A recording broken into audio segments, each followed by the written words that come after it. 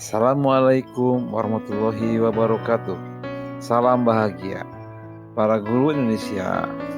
Pada kesempatan ini, saya Muhammad Sofyan Dirja dari SLB Negeri Subang akan mencoba untuk menyampaikan cara menyusun alur tujuan pembelajaran. Pertama-tama kita buka dulu PMM kita, platform mereka mengajar kita. Kemudian kita masuk ke fitur CP dan ATP.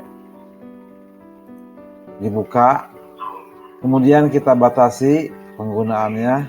Misalkan kita kalau mau menggunakan jenjang SD, SMA, SLB silakan pilih saja. Kita batasi misalkan karena saya guru SLB, saya akan mencoba untuk membuat alur tujuan pembelajaran SLB. Kemudian kita batasi juga mata pelajaran. Mau apa? Misalkan bahasa Indonesia, IPS, IPAS, IPA. Saya pada kesempatan ini akan membuat alur pembelajaran matematika.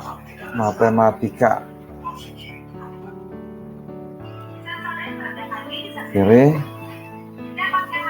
Setelah itu kita lihat capaian pembelajarannya. Saya akan mencoba pilih fasenya fase B. Nah, di sini terdapat rumusan capaian pembelajaran.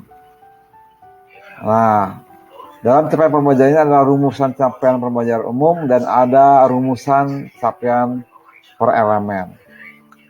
Namun demikian, kalau kita perhatikan, rumusan capaian pembelajaran umum ini dibagi-bagi sebenarnya ke dalam rumusan capaian elemen. Jadi, pada elemen ini lebih spesifik, yaitu misalkan elemen bilangan, maka capaian pembelajarannya hanya menyangkut kepada capaian pembelajaran elemen bilangan.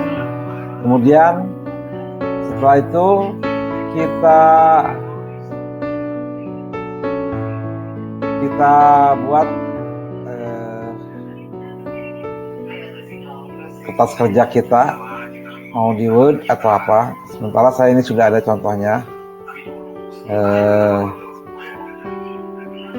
Kemudian setelah itu apa yang kita butuhkan? Misalkan kita akan membutuhkan capaian pembelajaran bilangan, elemen bilangan, maka kita di copy saja pembelajarannya, salin, lalu dipindahkan ke tempat kita kerja.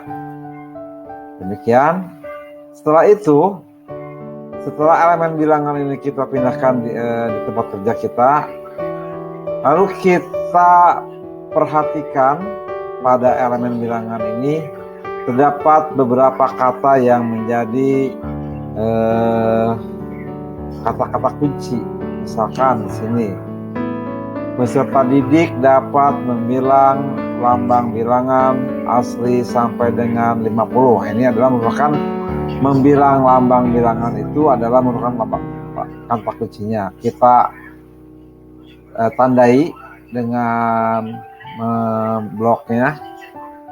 Kemudian yang lainnya kita juga perhatikan, cari lagi kata-kata kuncinya setelah membilang, yaitu adalah mengurutkan. Nah, itu juga adalah kata-kata kuncinya. Terus menuliskan, mengenal nilai tempat, melakukan penjumlahan. Nah, itu adalah kata-kata kunci. Kemudian kita gunakan kata kunci ini sebagai kata-kata tujuan pembelajaran.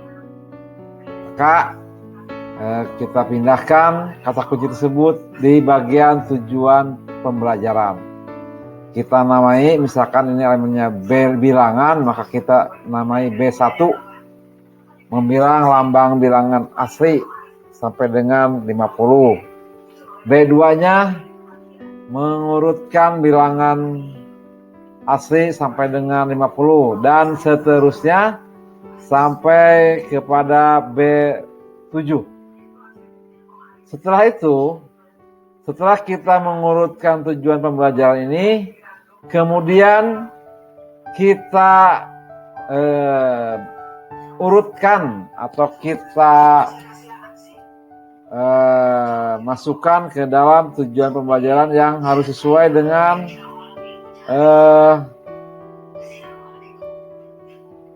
kelas atau sesuai dengan apa yang akan kita kerjakan atau kita ajarkan, supaya nanti berurutan,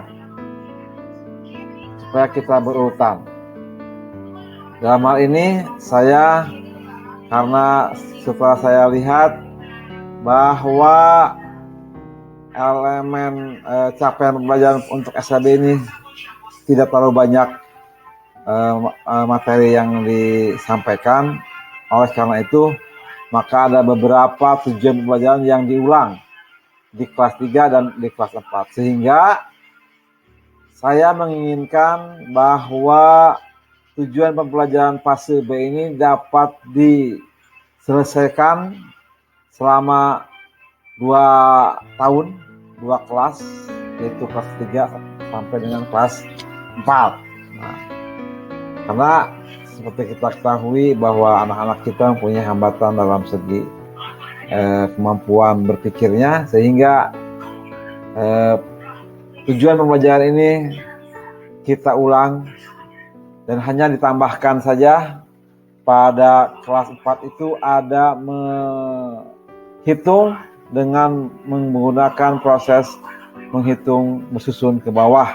Begitu juga proses berhitung mengurangi ke bawah. Setelah itu, setelah disusun tujuan pembelajaran ini dalam susunan dalam alur pembelajaran, maka barulah kita pindah ke elemen yang lainnya. Sama elemen yang lain juga kita susun alur tujuan pembelajarannya, dan seterusnya sampai elemen yang terakhir. Setelah itu kita buat bagan alur tujuan pembelajarannya, mulai dari tujuan pembelajaran B1 yaitu bilangan 1 sampai B7. Begitu juga kelas 3 sampai dengan kelas 4. Sehingga didapatlah gambar begini, menunjukkan gambar bahwa alur tujuan pembelajaran ini dari kelas 3 sampai kelas 4, sehingga diharapkan capaian pembelajaran yang diinginkan oleh pemerintah dapat diselesaikan selama 2 kelas, selama 2 tahun. Itu barangkali Bapak Ibu guru hebat di Indonesia, saya menyebarkan aksi nyata saya dalam membuat alur tujuan pembelajaran matematika untuk fase B di SHB.